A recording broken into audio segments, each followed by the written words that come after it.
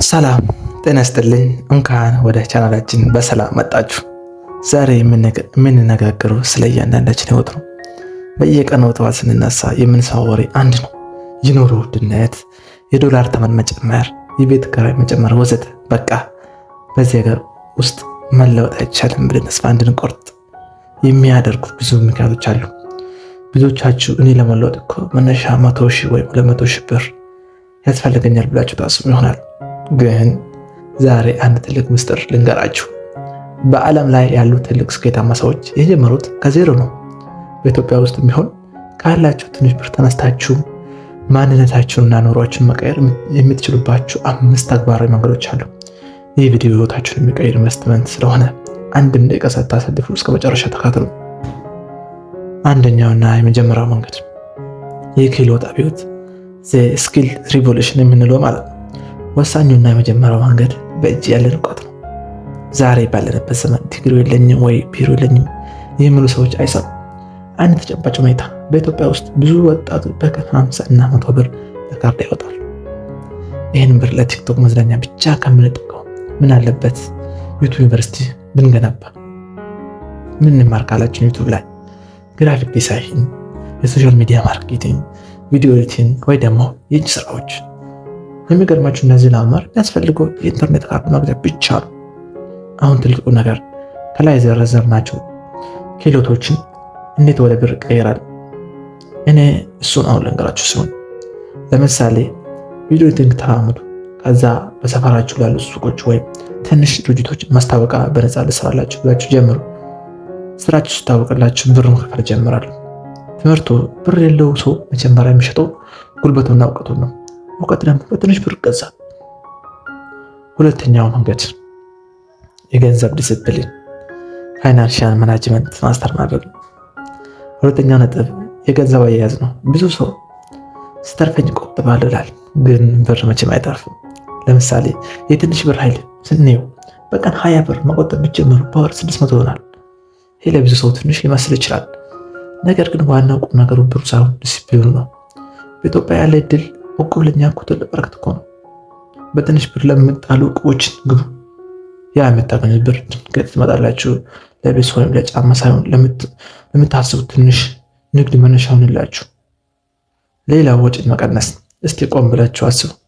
በየቀኑ ለሻይ ቡና፣ ለሲጋራ ወይ ለሌሎች ነገር የምታወጡት ብር ስንት ነው? ያንን ብር ቀንሳችሁ ለራሴ እከፍላለሁ ብላችሁ ቁጥቡ። ራስን መለወጥ የሚጀምረው ከኪስ ሳይሆን ከአእምሮ ቁጥቡ። ሶስተኛው መንገድ ሰርቪስ ላይ ያተኮሩ ንግዶች። ሶስተኛው መንገድ ትልቁ ካፒታል የማይጠይቁ ግን አገልግሎት ላይ የተመሰረቱ ስራዎች ናቸው። ለምሳሌ የመላላክ ስራ ዴሊቨሪ የምንለው ማለት ነው። እንደምታወቀው አሁን ላይ ሰው ሁሉ ስራ በዝቶበታል። ገበያ ሄጄ እቃ ላምጣልዎት፣ መብራትና ውሃ ልክፈልዎት የሚሉ አገልግሎቶችን በትንሽ ብር በትንሽ ኮሚሽን መስጠት ይቻላል። ለዚህ ደግሞ ትልቁ የሚያስፈልገው ታማኝነትና ጉልበት ብቻ ነው። ሌላው ደግሞ እንደገና መሸጥ ሪሴሊንግ የምንለው ማለት ነው።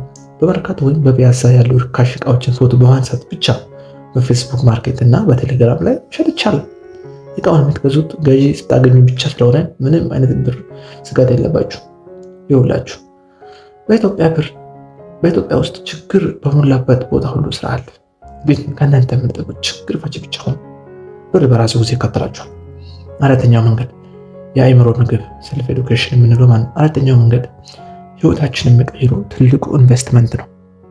ይሄ ንባብ ይባላል። ለምን ንባብ ካላችሁ ስኬታማ ሰዎች የ20 እና 30 ዓመት ልምዳቸውን በአንድ መጽሐፍ ውስጥ አሳፍሮታል። እናንተ ያንን መጽሐፍ በ200 ወይም በ300 ብር ገዝታችሁ ስታነቡ ያንን ሁሉ ዓመት ልምድ በጥቂት ቀናት ውስጥ ትቀበላላችሁ ማለት ነው። የትኛው መጽሐፍ ካላችሁ ስለ ገንዘብ አያያዝ ፋይናንሻል ማናጅመንት፣ ስለ ስነ ልቦና ሳይኮሎጂካል መጽሐፍ፣ ስለ ስኬታማ ሰዎች ባዮግራፊዎች፣ ስኬታማ የሆኑ ሰዎች ታሪክ የሚያወሩ የአማርኛ እንግሊዝኛ መጽሐፍትን አንብቡ።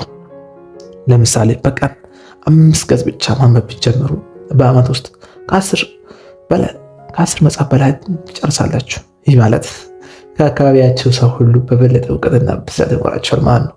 እውቀት ደግሞ የብልጽግና መክፈቻ ነው። አምስተኛና የመጨረሻው መንገድ ማህበራዊ ካፒታል። አምስተኛው መንገድ ሰዎችን መጠቀም ነው። እስቲ ራሳችሁን ጠይቁ። ከማን ጋር ነው የምትሉት? ሁልጊዜ ስለ ኑሮ ውድነት ከሚያማሩ ሰዎች፣ ተስፋ ከሚያስቆርጡ ጓደኞች ካላችሁ እናንተም እነሱ ትሆናላችሁ። ነገር ግን ካላችሁ ትንሽ ብር ላይ ሻይ ቡና እያላችሁ አርአያ ከሚሆኑ ከሚያሰሩና ከሚያበረታቱ ሰዎች ጋር ተቀራረቡ። ለምሳሌ እድልን መፍጠር። ብዙ ትልልቅ የስራ እድሎች የሚመጡት በምታውቁት ሰው አማካኝነት ነው። ሰዎችን በአክብሮት መያዝ፣ ታማኝ መሆን እና አዳዲስ ሰዎችን ማወቅ በገንዘብ የማይታመን ትልቅ ሀብት ነው። እንግዲህ ተመልካቾች ራስን መለወጥ ነገ የሚጀምሩ ሳይሆን ዛሬ ያላችሁ ትንሽ ብርና እውቀት ተጠቅሞ የሚጀምር ጉዞ ነው። እነዚህን 5 ነጥቦች ተግባራዊ ካደረጋችሁ ከ6 ወር በኋላ ሌላ ሰው ሆናችሁ እንደምትገኙ እርግጠኛ ነኝ። ከነዚህ 5 ነጥቦች ውስጥ እኔ ዛሬ ነው ይሄን ጀምራለሁ የምትሉ የትኛውን ነው? ኮሜንት ላይ ጻፉልኝ። ቪዲዮን ከጠቀማችሁ ላይክ ማድረጋችሁና ለምትወዱት ሰው ማጋራታችሁን አትርሱ። በሚቀጥለው ቪዲዮ እስክንገናኝ ቸር ሰንብቱ።